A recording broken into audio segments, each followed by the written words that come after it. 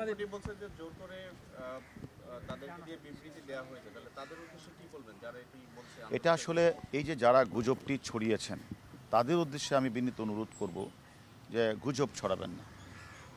DB একটি আস্থার জায়গা, সেখানে কাউকে জোর করে সেখানে রাখা হয় না, কারো উপরই কোনো অন্যায় অত্যাচার করা হয় না, জোর করে কোনো বিবৃতি নেওয়া হয় না।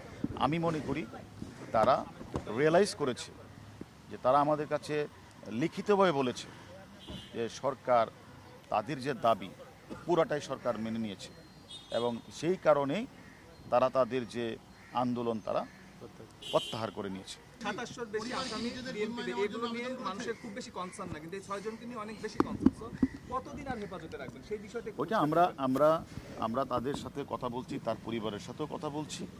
আমরা মনে করি তারা শীঘ্রই তারা তাদের পরিবারের কাছে চলে যাবে, যদি আমরা তাদের সিকিউরিটি বিষয়টা দেখছি। ঢাকার কয়েকটি জায়গায় আজকে বিক্ষোভের চেষ্টা করা হচ্ছে, আপনাদের এই বিষয়টি কি আপনাদের নজরে আছে যে পান্থপথে এবং গ্রিন রোডে আজকে বিক্ষোভের চেষ্টা করা হয়েছে? আপনাদের বিষয়টি নজরে আছে কিনা? না, আমরা প্রত্যেকটা মানুষের তার নিয়মতান্ত্রিক আন্দোলন করার অধিকার আছে। এখন নিয়মতান্ত্রিক আন্দোলন করতে গিয়ে যদি আবার তারা কোনো স্থাপনায় তারা হাত দেয়, তারা যদি গাড়িতে হামলা করে, পূর্বের মতো তারা এই আচরণটা করে, তা আমরা তো তাদেরকে আসলে এই বিষয়টা আমরা মনে করি এটা তো নিয়মতান্ত্রিক আন্দোলন না।